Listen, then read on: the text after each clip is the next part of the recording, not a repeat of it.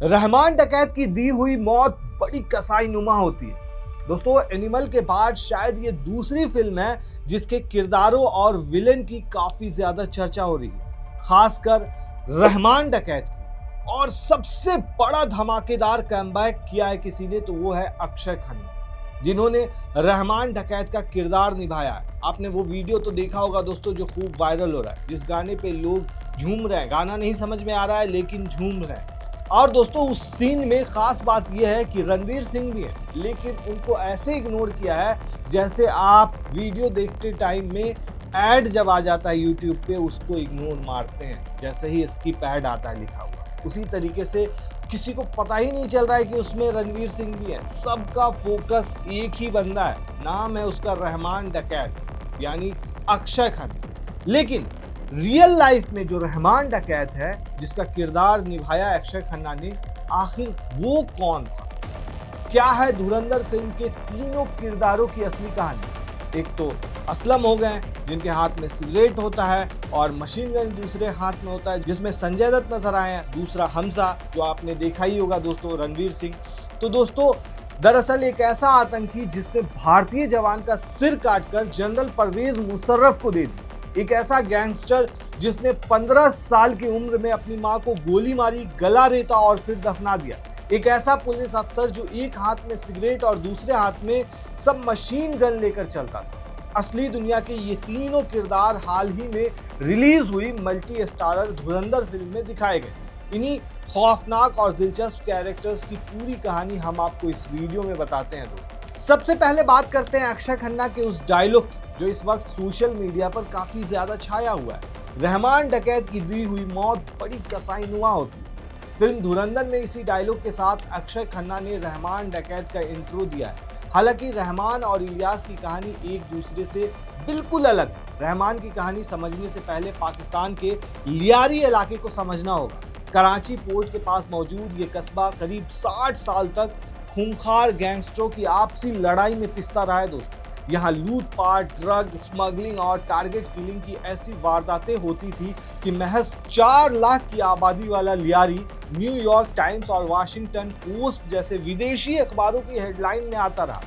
यहाँ के एक टॉप गैंगस्टर मोहम्मद दादल के घर 1979 में एक बच्चा पैदा हुआ। नाम रखा गया सरदार अब्दुल रहमान बलोच उर्फ रहमान डकैत।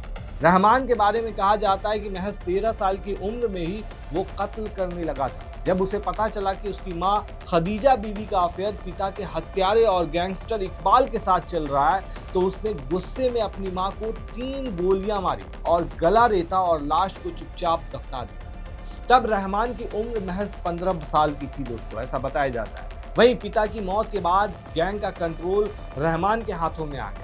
धीरे धीरे उसका खौफ पूरे कराची में फैलने लगा। रहमान अपने दुश्मनों को ऐसी मौत देता था कि कोई उसके खिलाफ आवाज उठाने का सोच भी नहीं पाता था।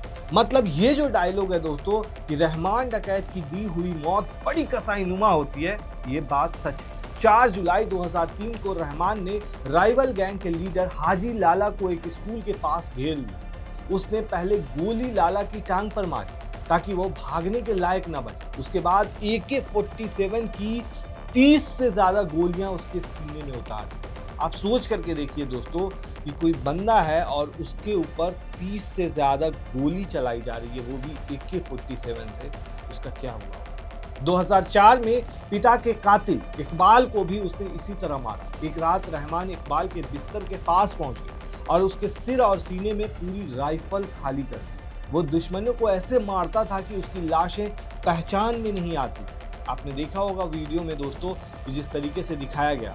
हालांकि 9 अगस्त 2009 की शाम 5:30 बजे असलम की टीम ने रहमान और उसके साथियों को घेर लिया। कई घंटों तक फायरिंग चली और रात तक पूरे कराची में ये खबर फैल गई कि रहमान डकैत मारा गया। कराची पुलिस ने दावा किया कि रहमान की गैंग ने पहले फायरिंग की, जिसके बाद पुलिस को जवाबी कार्रवाई करनी पड़ी। जबकि पोस्टमार्टम में पता चला कि गोलियां पॉइंट ब्लैंक रेंज से मारी गई थी, मतलब एकदम नजदीक से मारी गई थी, जो एनकाउंटर नहीं बल्कि कस्टडी में कत्ल की ओर इशारा करती है। इसके बाद रहमान की बहन ने सिंध हाई कोर्ट में FIR दर्ज कराई। लेकिन जांच अधर में लटक गया। रियल लाइफ के जो असलम थे, जो वहाँ के पुलिस थे, महकमा को संभाल रहे थे, उन्होंने इसे एक जायज़ एनकाउंटर बताया। हालांकि लियारी में इसे पीपीपी का सेटअप माना जाता है, मतलब कि रहमान डकैत के जरिए ही पीपीपी को पूरे लियारी पर जीत मिलती थी। रहमान की मौत के बाद भी चौधरी असलम ने लियारी के गैंग्स के खात्मे के लिए ऑपरेशन लगातार चलाया।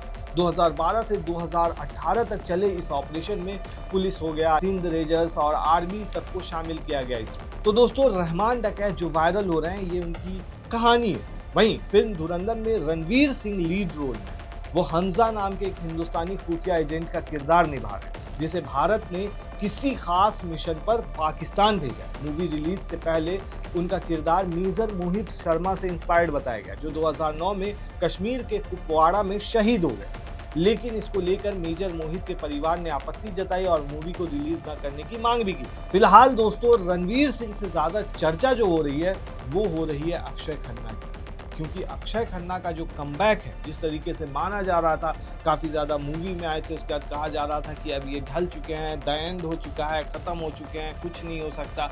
लेकिन जो ऑरा उन्होंने सेट किया है अभी, फिलहाल पूरा हिंदुस्तान उसी पे झूम रहा है। दोस्तों, अक्षय खन्ना की एक्टिंग के बारे में आप क्या कहना चाहेंगे, हमें कमेंट सेक्शन में ज़रूर बताएं। शुक्रिया।